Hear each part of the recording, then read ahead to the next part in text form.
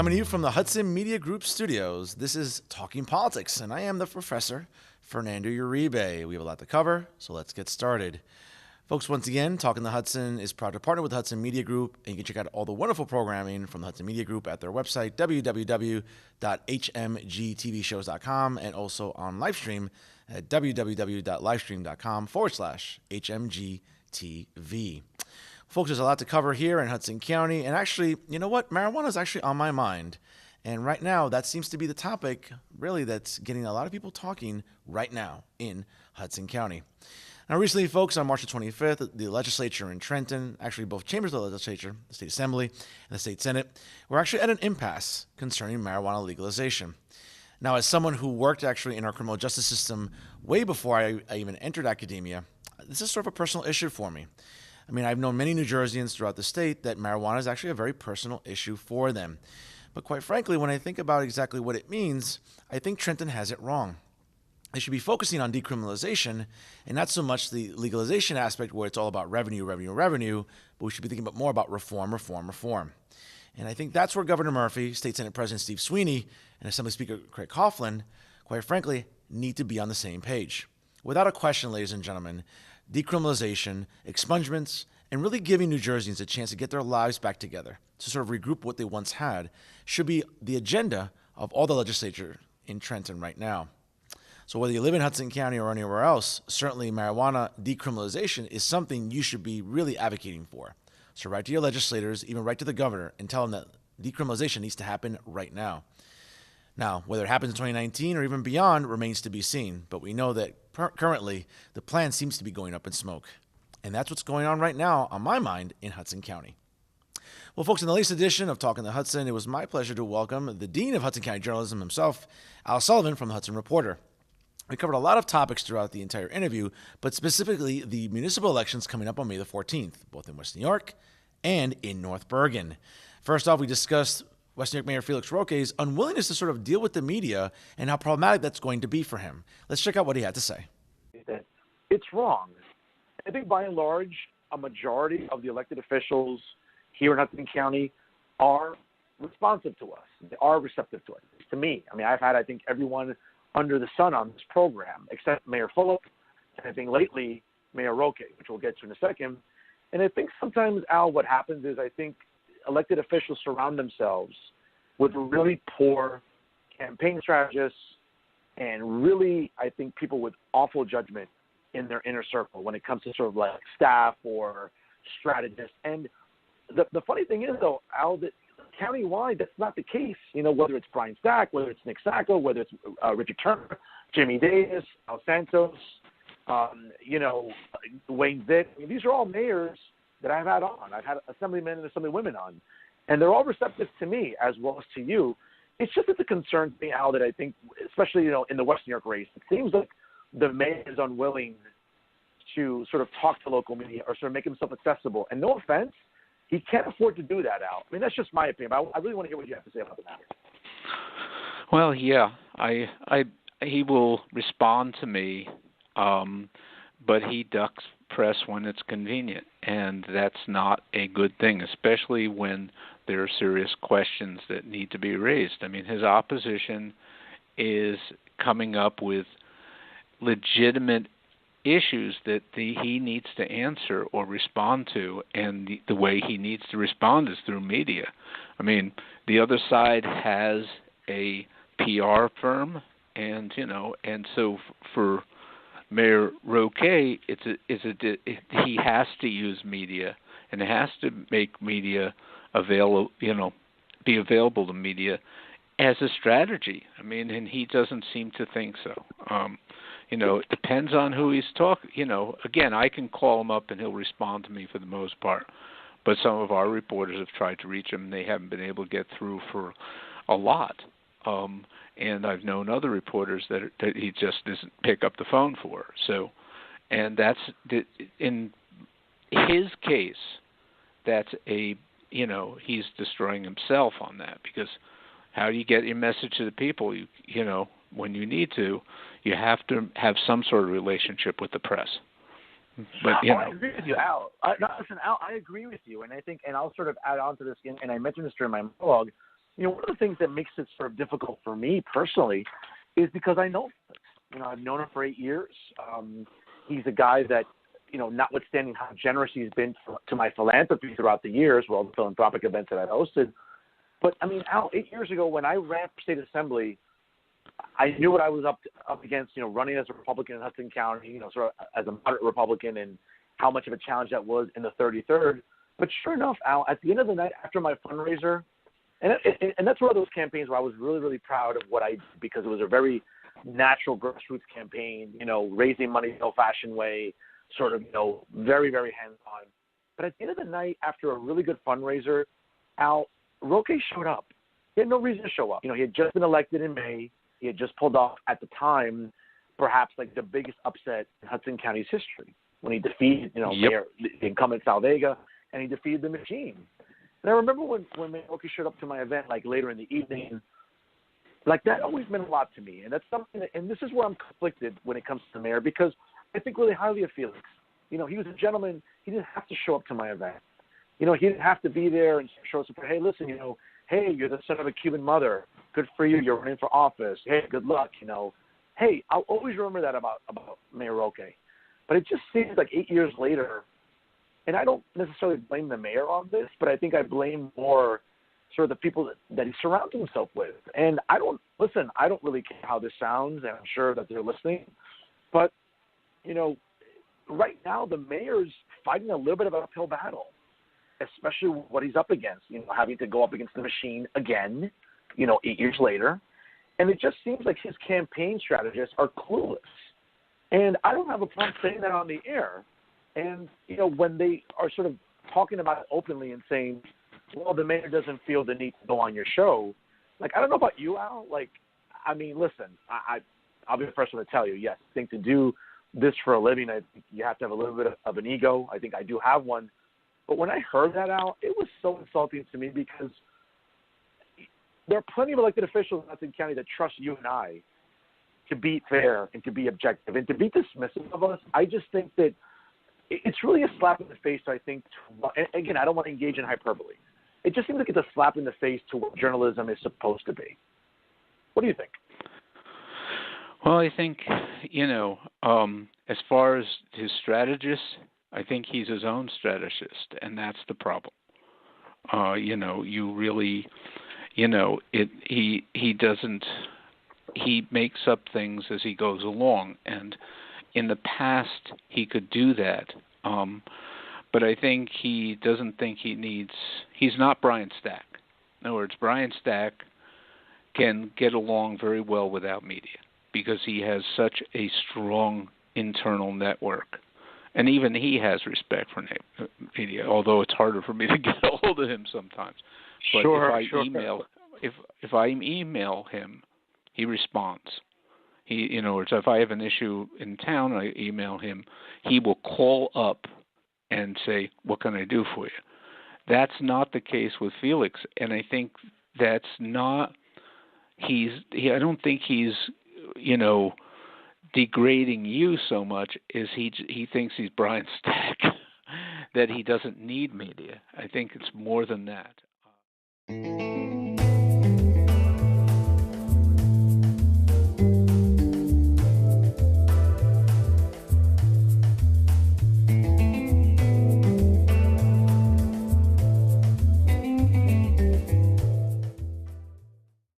Well, certainly Al was right on the money with that. And again, I'm someone that certainly wants to speak for all journalists in Hudson County. But listen, we need to be taken seriously, and we need to be spoken with, whether it's elected officials, advocates, activists of any kinds. The bottom line is journalism in Hudson County occupies a very relevant role for all our residents, and certainly it should for all elected officials, especially Westwick Mayor Felix Roque. Well, certainly, as we kept talking throughout the conversation, also Al alluded to at least what his predictions were for the mayoral race in West New York. Again, his predictions were for the mayoral race in West New York. Again, the mayor's trying to fight off the momentum from New Beginnings West New York, and certainly their backing by the Hudson County Democratic Organization. Let's see what he had to say about what he predicts coming up on May 14th. I think they're being very cavalier with the mayor's political life. And, this is a campaign that Looks very close. I haven't seen any polling data, but I'll say right now, Al, this looks like every vote. When we grew up with that moniker, from elementary school during our U.S. history courses, right, that we took, we would hear, "Hey, every vote counts. Every vote counts." Yep. Well, I think West New York is going to be that example where every single vote is going to count here, Al. I think it's going to be a razor-thin margin. How do you see this playing out in West New York? Well, I am gauging it from how hostile the attacks are against Felix. And I think that it wouldn't be, if they were all that confident that they had this election, that they wouldn't be coming on as quite as hard and inventing some of their strategies and some of their conspiracies against him. I think that it is going to be tight. I don't think it is. I talked to him briefly because he passes my house routinely when I'm sweeping the sidewalk, and he pulled over and he says he has taken polls and he sees that he has significant name recognition compared to his opponents, and I think for a lot of voters that is the case. They're not. Most voters aren't swayed by slick campaigns. The latest is this DPW worker that supposedly got suspended for taking down political signs. That goes well inside the circle of political people, but it doesn't resonate the same way in the public. And what do you call it? I mean, for all of his strange behavior over the years, he has a pretty good record. The roads have been paved. The crime is down. He has done significantly good in the nuts and bolts stuff, and that's what a lot of voters will think about, I believe. And that's going to mean that the machine who's running against him is going to be squeezing their votes out. And I agree, it'll be probably very close. And for Roque, he needs to be counting them. Yeah. To be very fair, I mean, I think you brought up some excellent. Folks, if you're just joining us right now, yes, it is a special Tuesday night edition here on Talking the Hudson at 9:30. The Dean of Hudson County Journalism, Al Sullivan from Hudson Reporter, joins us here tonight on Blog Talk Radio. Now, Al, you've outlined, I think, some basic policy narratives concerning the mayor. And I don't disagree with you.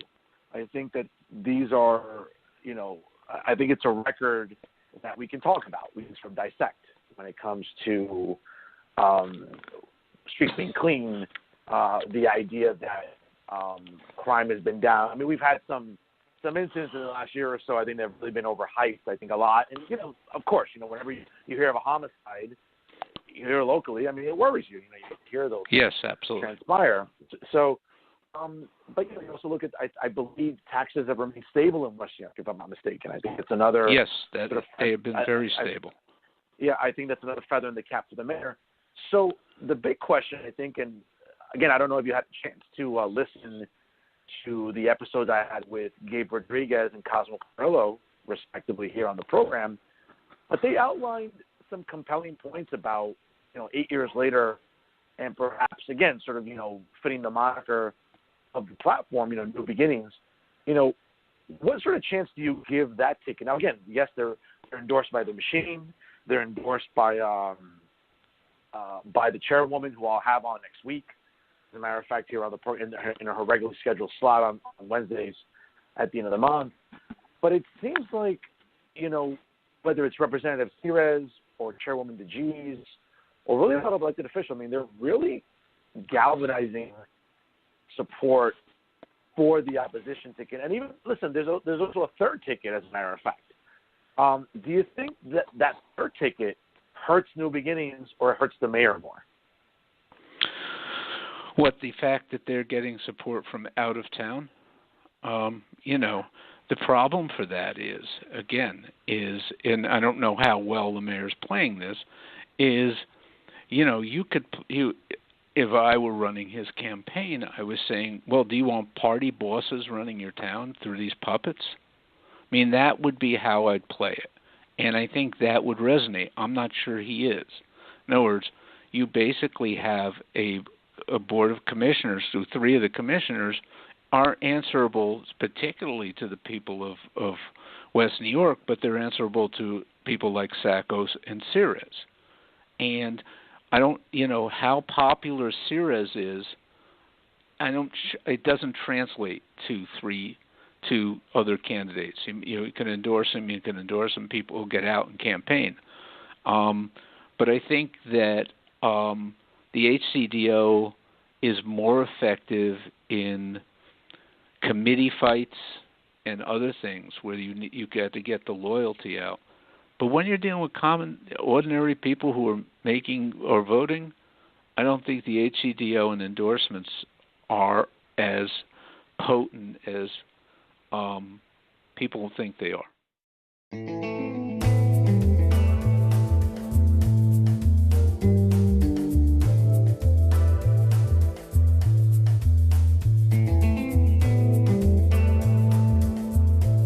Don't forget to catch Fernando's podcast at blogtalkradio.com/talkonthehudson. New episodes available every Wednesday night at 9 p.m.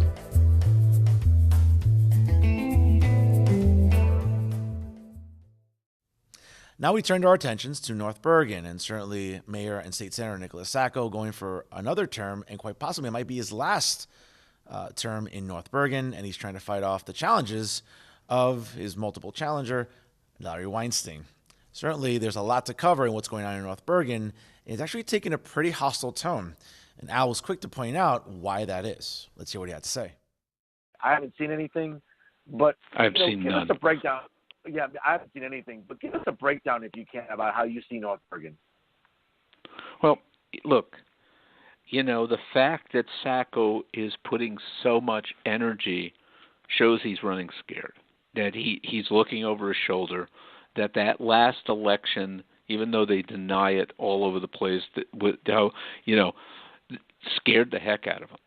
And one of the things that's not well known, at least not in my editorial staff, is the fact that, one, Weinstein has Latin roots.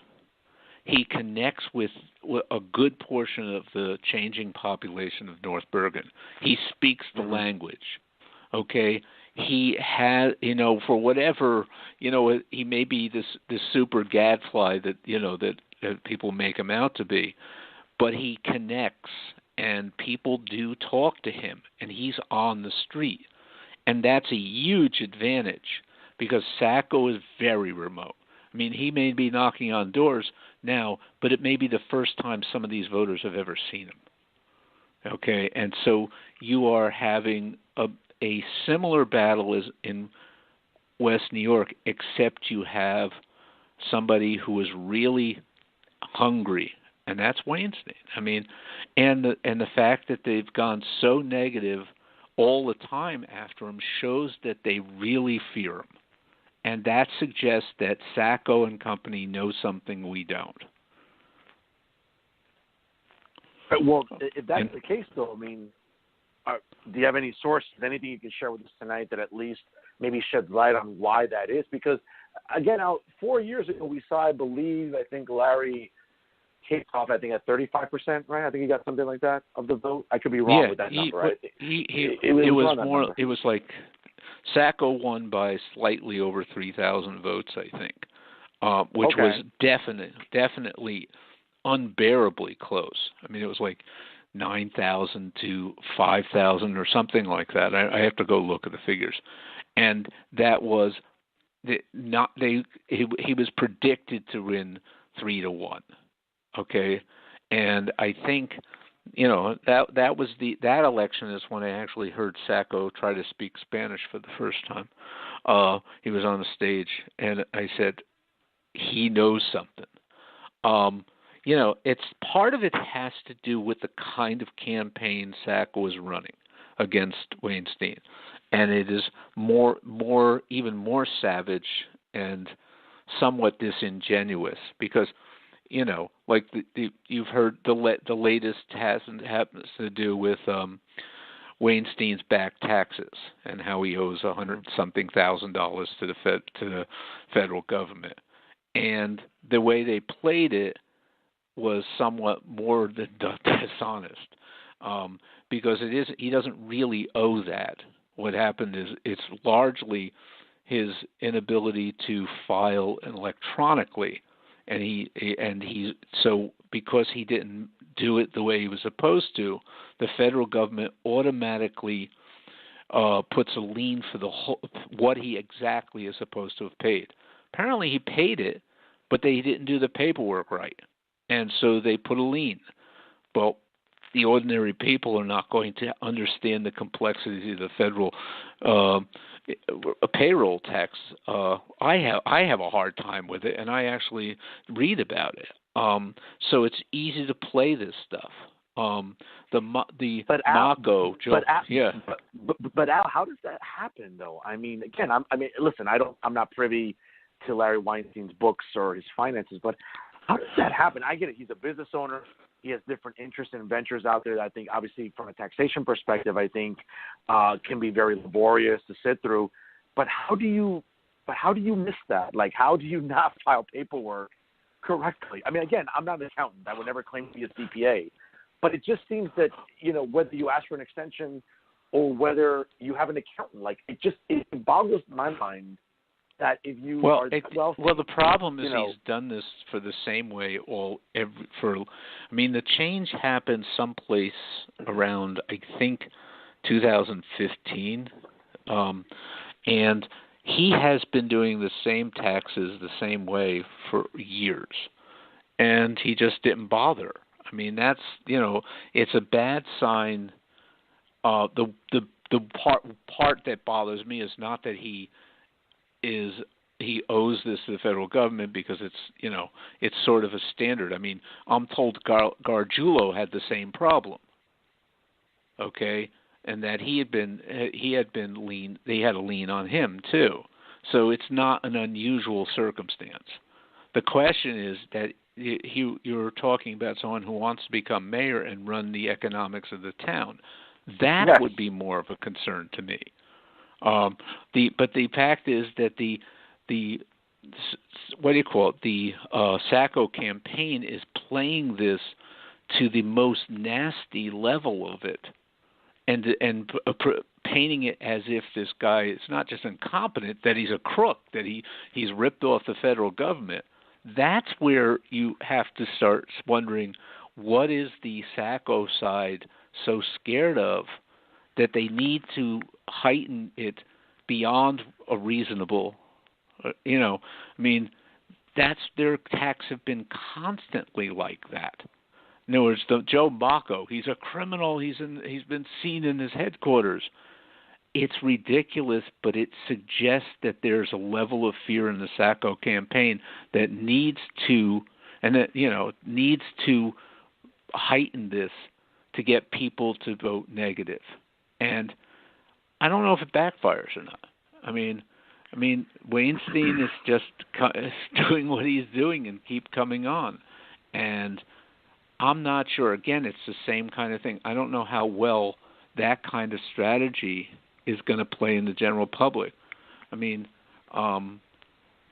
because I don't know how many people really understand these issues, and a lot of people, most people weren't even born with when Mako was involved.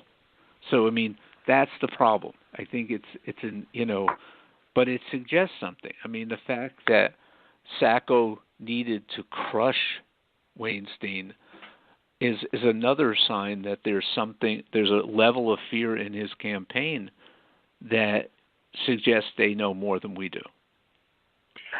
You're right about that, Al, and I think it also lends itself to...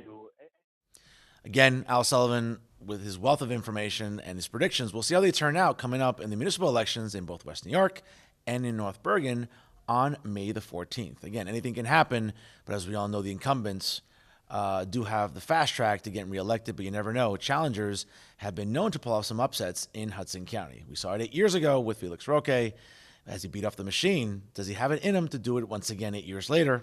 We'll find out on May 14th. And as for Mayor Nick Sacco, again, as he's going in what arguably could be his last term as mayor. Let's see if he goes off on a high note. Chances are, most likely, he will.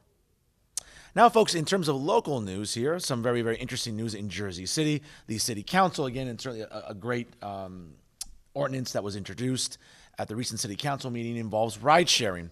And certainly, again, a great, great article by Al Sullivan at the Hudson Reporter as he talked about some dissension among city council members as it pertains to voting to not introduce new rules requiring ride-sharing vehicles to display signs, saying that the ordinance may not go far enough in protecting potential riders. Now, again, this comes in reaction to the death of Samantha Josephson, a college student from South Carolina who was killed after she was mistakenly realized what she was doing and stepped into a vehicle that she believed was her Uber ride on March the 22nd. As a result, she died of multiple stab wounds at the hands of her driver and assailant. Now, the ordinance certainly updates the local cab regulations to meet the rules that are set by the state. And of course, listen, folks, this is quite the story. And whether or not the city council in Jersey City can actually get this ordinance passed, I think, listen, when it comes to public safety and making sure that riders of any kind, whether you're sharing a Lyft or an Uber, listen, you want to get to your destination safely and you want to get home safely. So kudos to the Jersey City Council for introducing this ordinance. I don't really see why it wouldn't pass at the next council meeting, but it remains to be seen, at least from some of the votes right now. The council did vote on a margin of 6-3 to introduce the ordinance anyway, pending any additional information. So we'll keep you posted here on Talking Politics as to how the city council will be leaning in the weeks and months ahead, eventually when this comes to a vote. Again, as I can't stress it enough, as riders, we want to be safe. We want to make sure that what happened to Samantha doesn't happen to any of us or any of our loved ones. And certainly I think it's one of those instances where sometimes more government can actually be good government. So we'll find out exactly if Jersey City serves as the model for the rest of Hudson County and perhaps even the rest of the state of New Jersey. Well, folks, again, I want to thank you for joining us here on Talking Politics. Certainly, you can check out Talk on the Hudson every Wednesday night live at 9 p.m. by going to www.blogtalkradio.com/Talk on the Hudson. You can follow the show on Instagram at Talk on the Hudson. You can also check me out on Instagram at Professor Fernando Uribe. Also, follow me on Twitter at Professor F. Uribe. And of course, for all you Facebook subscribers, take a moment, like Talk on the Hudson on Facebook and tell your friends to do the same.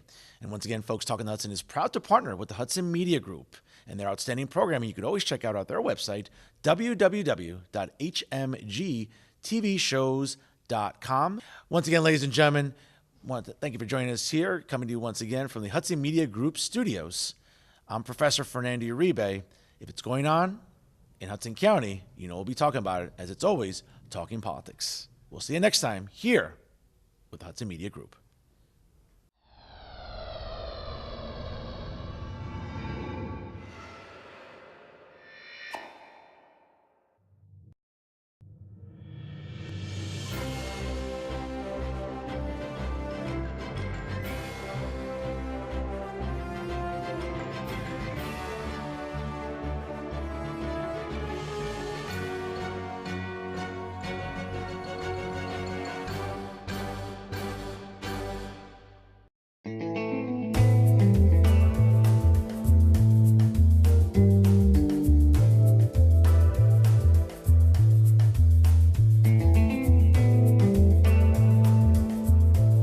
Don't forget to catch Fernando's podcast at blogtalkradio.com/Talk on the Hudson. New episodes available every Wednesday night at 9 p.m.